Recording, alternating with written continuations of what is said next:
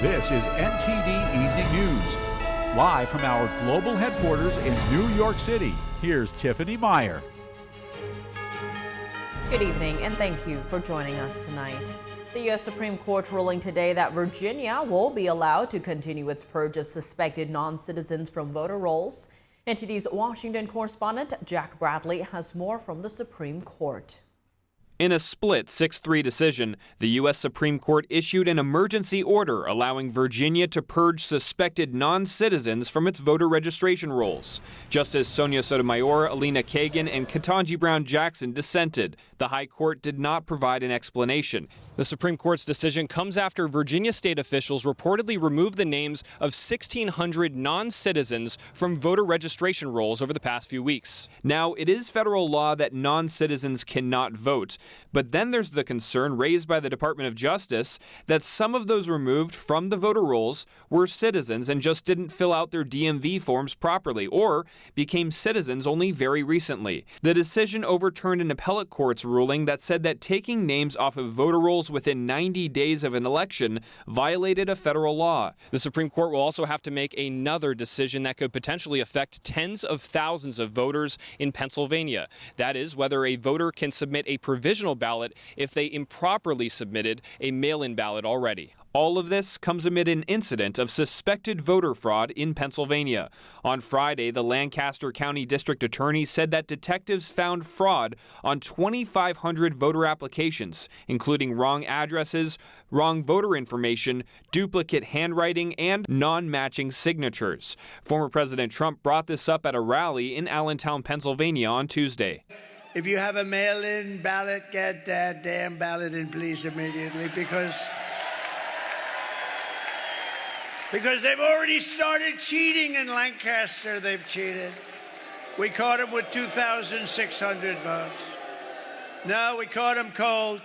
The Supreme Court did cross off one case on Tuesday, that of Robert F. Kennedy Jr., who will remain on the ballot in Wisconsin and Michigan. He tried to take his name off the ballot in those states after dropping out of the race and endorsing former President Trump. Reporting from Washington, D.C., Jack Bradley, NTD News. Law enforcement officials says the devices used to cause fires in ballot drop boxes in Portland and Vancouver this week were marked with the message "Free Gaza." Investigators are searching for a suspect in a vehicle believed to be linked to the arson. The officials said a third device placed at a different drop box in Vancouver earlier this month carried the words "Free Palestine." The arson attacks destroyed hundreds of ballots in Vancouver on Monday. The officials said authorities are investigating if the person who left the devices had pro-Palestinian views or just wanted to create confusion. Surveillance images show a vehicle pulling up to a Portland drop box before a fire was discovered inside. Police describe the suspect as a white man, age 30 to 40, who is balding or has very short hair. They say he is believed to be an experienced metal worker and may be planning additional attacks. His vehicle is a black or dark colored 2001 to 2004 Volvo S60. No arrests have been announced. Arizona officials are addressing election security in Maricopa County this week. It's the second largest voting jurisdiction in the U.S., and the county represents more than 60% of all registered voters in Arizona. Local officials now want to make sure the voting process is fair and square. NTD's Arian Posdar has more on the plan for Election Day. It is concerning to see that this heightened sense of security. Maricopa County Sheriff Russ Skinner on Tuesday saying the voting district is getting national and even global attention ahead of the election next week. But he says there is no reason for concern. But I want you to rest assured that there has been immense planning for many, many years relative to this operation for democracy, to make sure that this community is safe, to make sure that those locations are safe. The sheriff also talked about theories regarding the deployment of snipers, which have been making the rounds.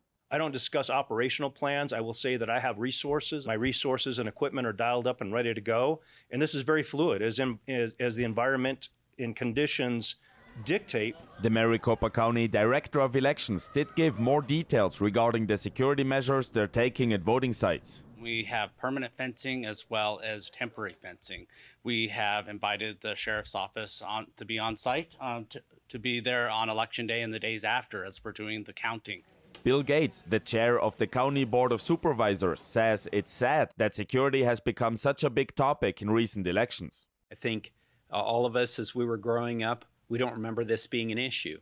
You know, it was election day. You would get out there, you would, work for your candidates, vote for your candidates, and then wait for the results to come in. The political landscape in Arizona and its diversity make it a key swing state in this year's presidential election. Some people tell me, oh, you're from California, we don't want anybody liberal coming here. And then I've had other people say that we only want, if you're not liberal, keep moving. Independent voters will have an especially big impact on the results in Maricopa County and in all of Arizona. Don't be a party hack. I will never be a party hack for the Republican, nor will I be a Democrat. But I will be as an independent, always. Be a patriot, love your country. Early voting in Arizona started earlier this month and ends on Friday. People who haven't voted by then can vote in person on Election Day next week. Ariane Pastar, NTD News. Israeli forces reported striking over 100 Hezbollah targets in Lebanon over the past day. Meanwhile, a number of people were injured when a Hezbollah rocket reportedly struck a UN facility in Lebanon. NTD's Jason Perry has the details. An explosion was caught on live TV on Wednesday as Israeli forces unleashed a series of airstrikes in Lebanon.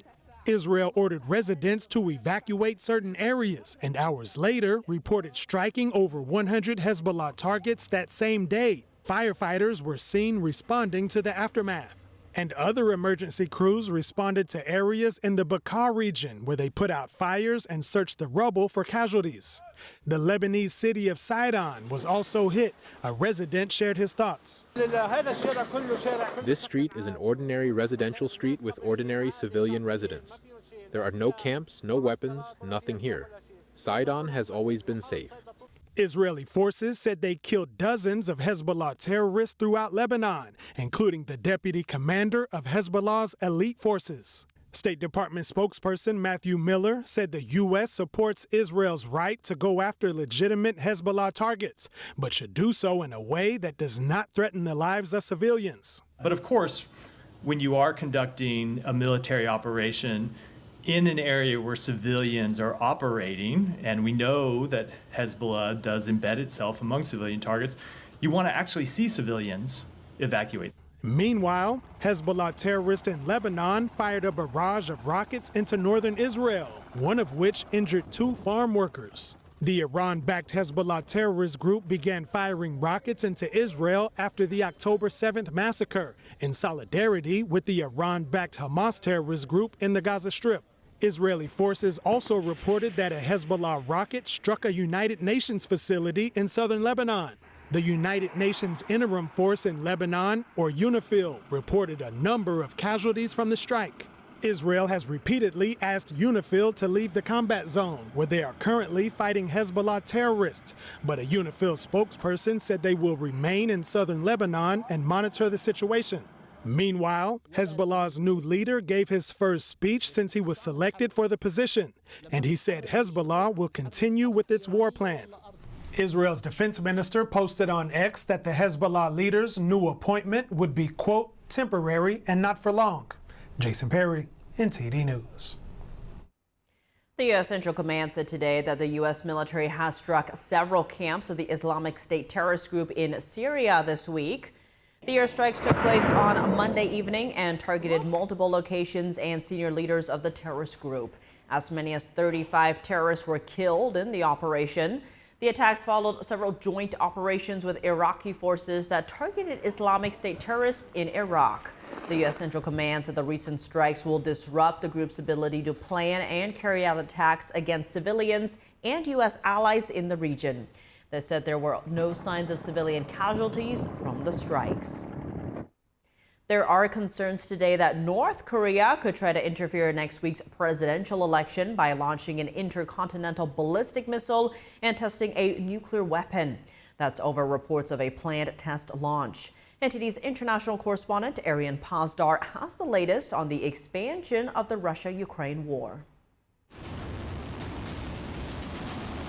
South Korea on Wednesday, saying the North has moved into place an ICBM launcher. South Korea reports that Pyongyang may decide to conduct a test launch around the time of the US presidential election.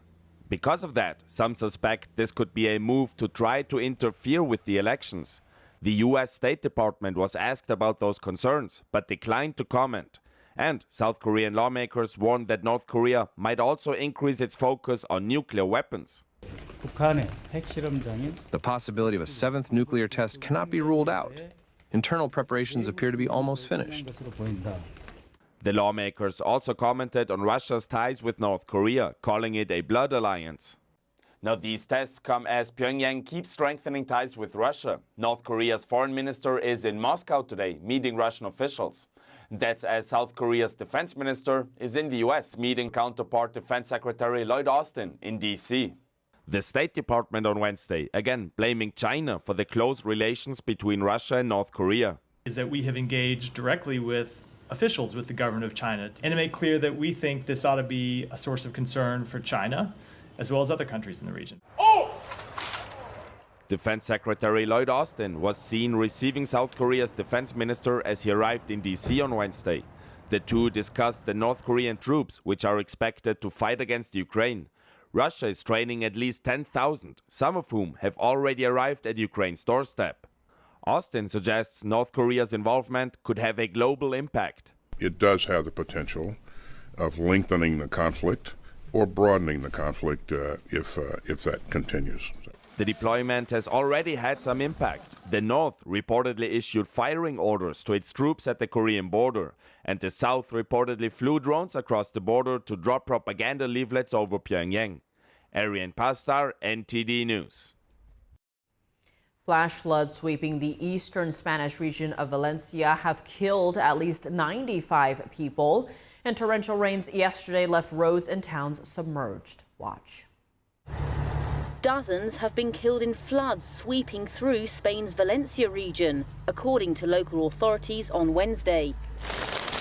This followed torrential rains on Tuesday, which left roads and towns submerged. Videos shared on social media showed people trapped by floodwaters. In some, people climbed trees to avoid being swept away. Other footage showed firefighters rescuing trapped drivers on flooded streets. Valencia's regional leader said some people remained isolated in areas that were, quote, absolutely impossible to reach. The region was put on red alert. Emergency services urged people to avoid any kind of road travel, while trains to Madrid and Barcelona were cancelled. In the worst-hit areas, schools were also closed. The death toll appears to be Europe's worst from flooding since 2021, when almost 200 people died, mainly in Germany. Meteorologists think the warming of the Mediterranean, which increases water evaporation, plays a key role in making torrential rains more severe. Former President Trump responding to President Biden's comments that many interpret as referring to Trump supporters as garbage. It comes as both Trump and Vice President Harris are homing in on battleground states. NTD's White House correspondent Iris Tao brings us more from Trump's rally in Green Bay, Wisconsin. Both former President Trump and Vice President Kamala Harris are holding dueling events in the key battleground states of North Carolina and Wisconsin. At 7 p.m. Eastern Time, Trump is slated to take the stage right behind us here in Green Bay, Wisconsin, with former Green Bay Packers quarterback Brett Favre. And earlier, Trump held a rally in North Carolina, responding to the latest comment by President Biden that many are interpreting as referring to Trump supporters as garbage. My response to Joe and Kamala is very simple. You can't lead America if you don't love Americans. You just can't. And I call you the heart and soul of America. You're the people that built America. It comes as both President Biden and Vice President Kamala Harris's campaign are seeking to clarify Biden's comments, with the White House today saying that Biden was referring to the rhetoric used by a comedian at Trump's Madison Square rally, not to Trump supporters. He does not to view Trump supporters or anybody who supports Trump as garbage. That is not what he views. If the president has said this for more than 3 years now. He has said multiple times that he is a president for all. It doesn't matter if you live in a red state. It doesn't matter if you live in a blue state. Meanwhile, with less than a week until Election Day, Trump is making multiple allegations of fraud or misconduct. Though his campaign is encouraging voters to vote early, Trump at his North Carolina rally suggested that people might tamper with ballots turned in early. Trump on Wednesday also alleged that Pennsylvania is, quote, cheating at large-scale levels without explaining specifics. Trump's campaign on Wednesday, meanwhile, successfully sued to extend the mail voting hours in Bucks County, Pennsylvania, where long lines had drawn allegations of voter suppression. While a judge says the county did violate the law by turning voters away, Pennsylvania Governor Josh Shapiro insisted on Wednesday that the state will again have a free and fair election. Reporting from Green Bay, Wisconsin, Iris Tao, NTD News. NTD national correspondent Jason Blair joins us from the site where Harris will be making her third stop.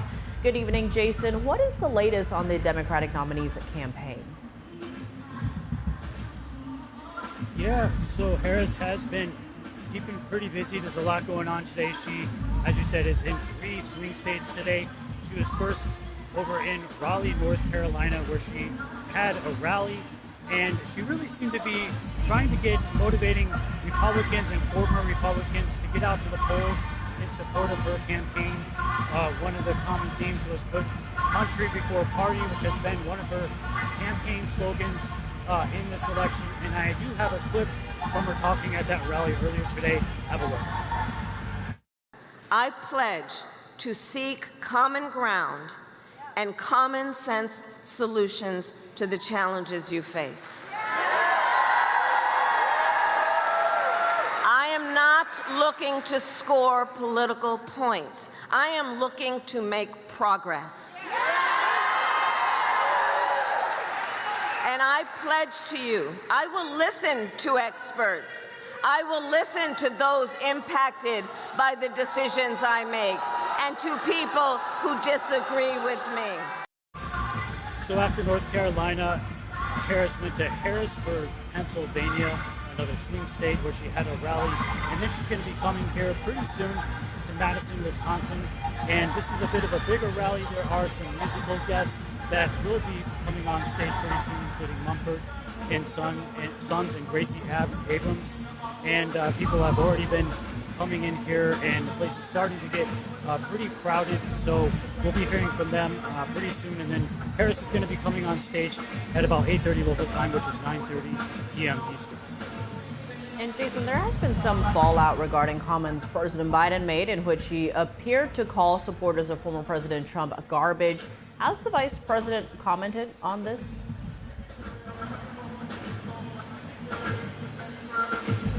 Yeah, Biden has been facing some fallout from that. He did post on social media, and he said that he was clarifying his comments. He claimed that they were more aimed at the joke that was told at Madison Square Garden by a comedian during Trump's event there.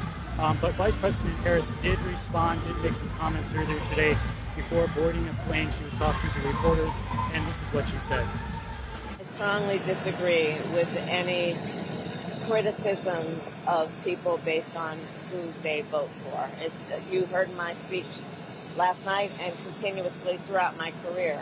I believe that the work that I do is about representing all the people, whether they support me or not. And as President of the United States, I will be a president for all Americans. Possibly related to this, it was confirmed very recently that singer Jennifer Lopez will be with Vice President Harris at a rally in Las Vegas tomorrow. Now, Lopez is of Puerto Rican descent, so I'm not sure if that move was made in response to that joke that was told on Sunday or somehow related to it. We'll probably have to just wait and see if they talk about that tomorrow. Tiff? All right, Jason, thanks for that update. Our Election Night Live special coverage joins Steve Lance and myself for the latest results and in-depth analysis. Tune into The Nation Decides 2024 on November 5th at 6 p.m. Eastern right here on NTD News. Democrats need to hold on to 4 crucial Senate seats if they have any hope of maintaining control of the Senate. Our Washington correspondent, Luis Martinez, joins us from the D.C. Data Hub with the latest polling data on the Senate races.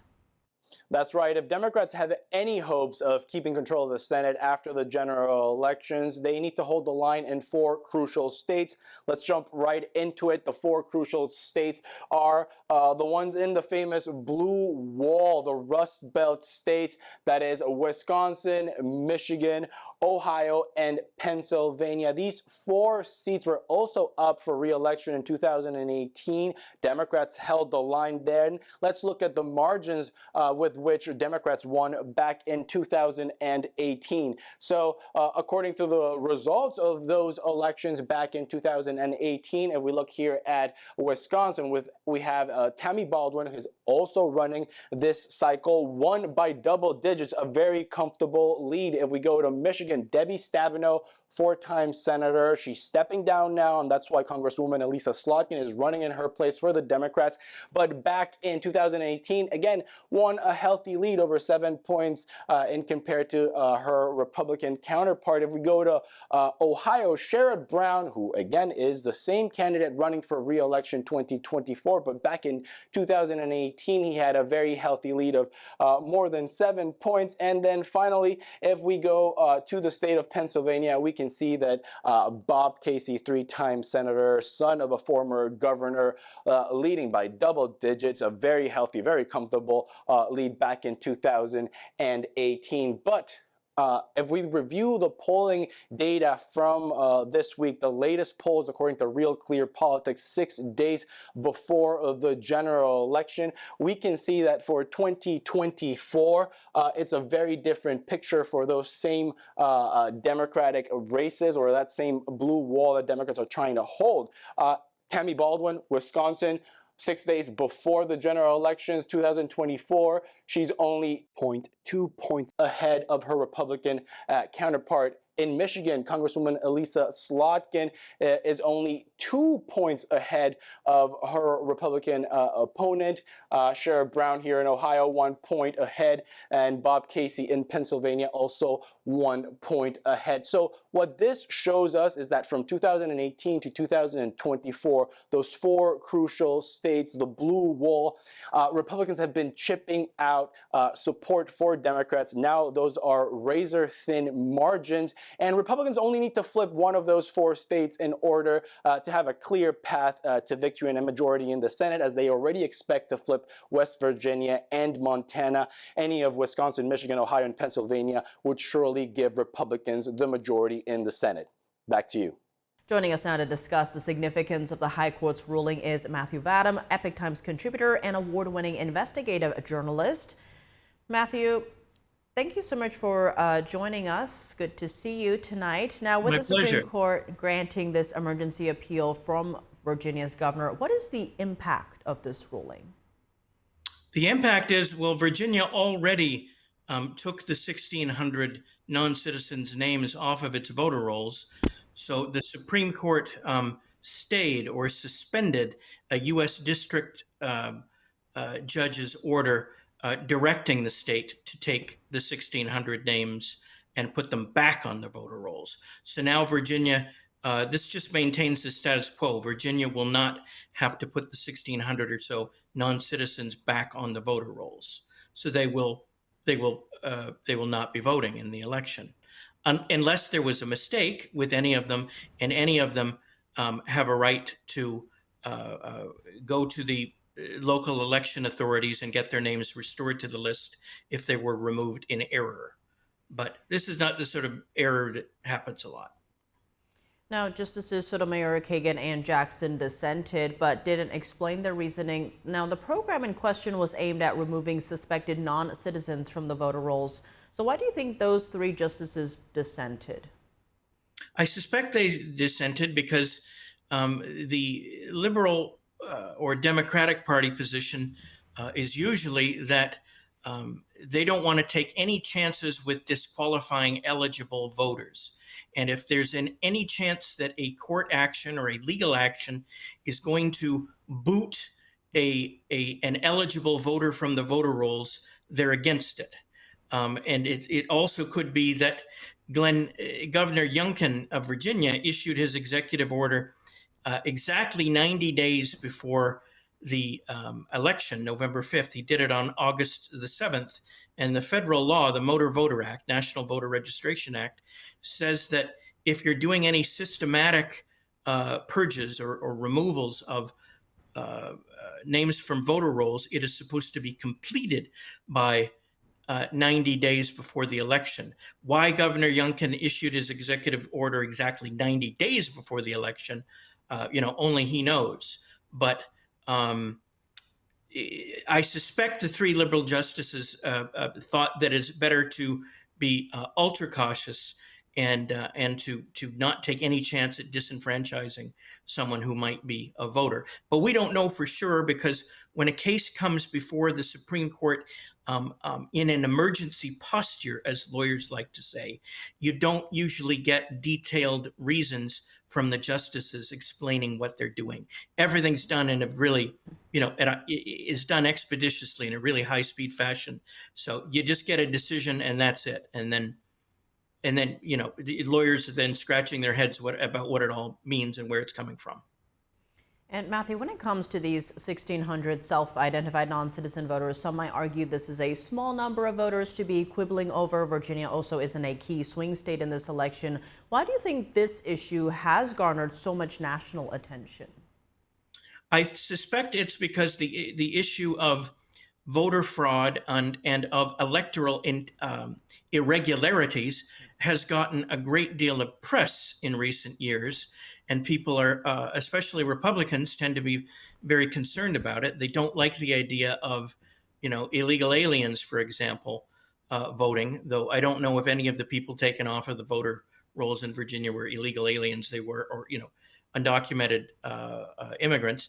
It's just that they're non-citizens. You can be a permanent resident, a green card holder, and not be eligible to vote, and your name might have been taken off.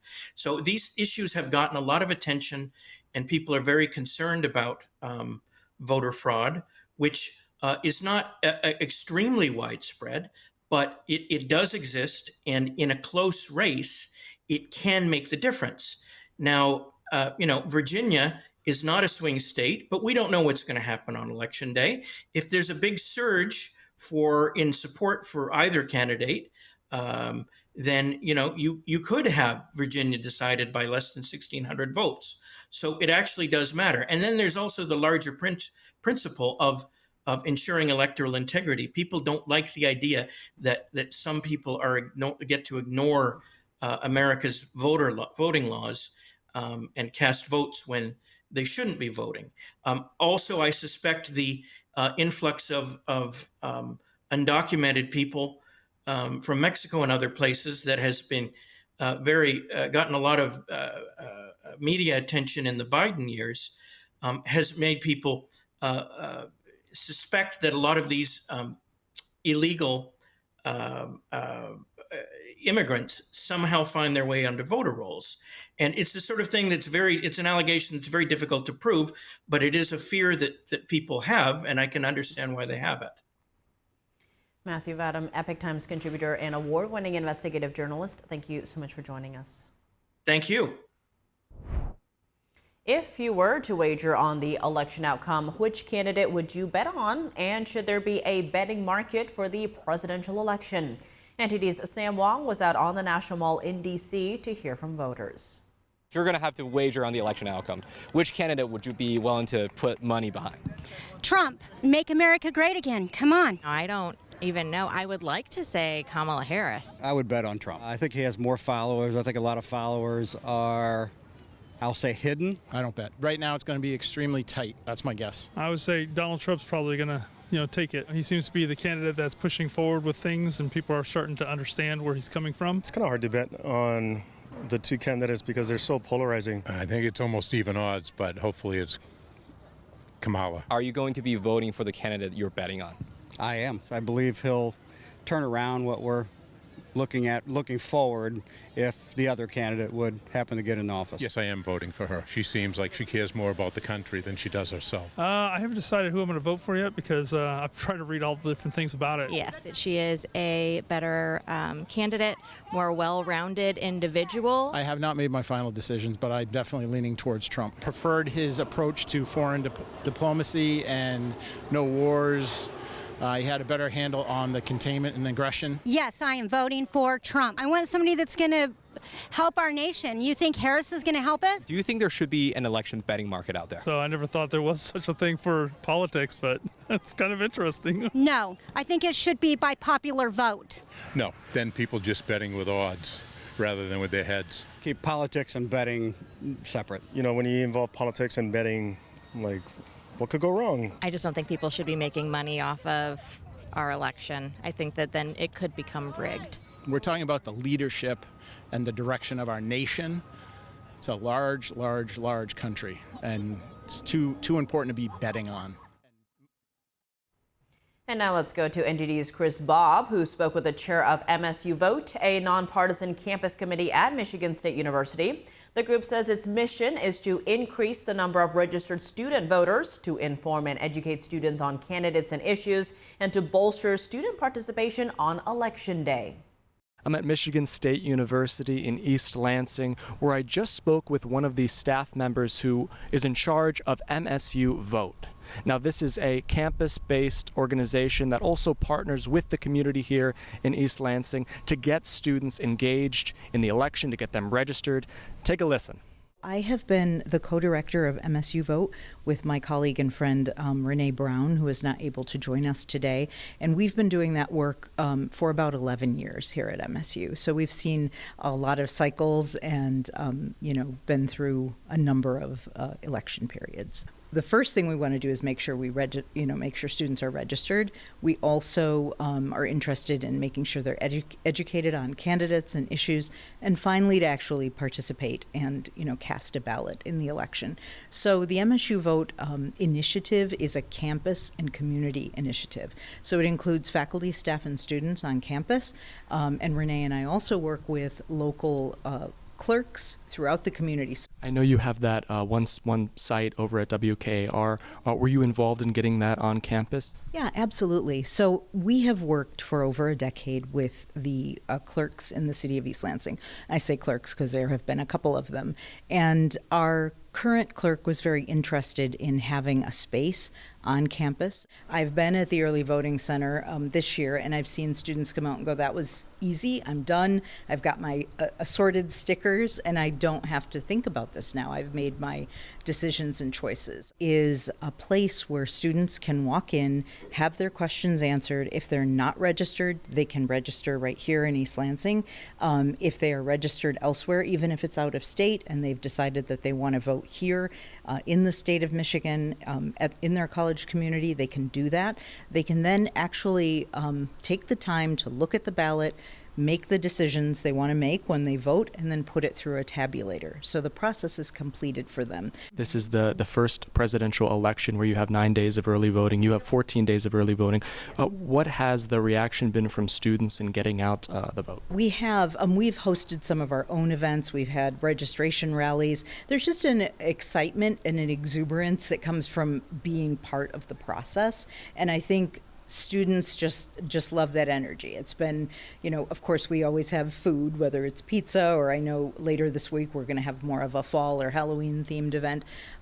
So it's that energy. We've done trivia on, democracy and American history trivia, et cetera, things like that. It's just engaging people and making them feel like it's not hard. It doesn't have to be tricky or uncomfortable. You should be participating, regardless of what your views are. How do you define success, and what are the metrics for your success?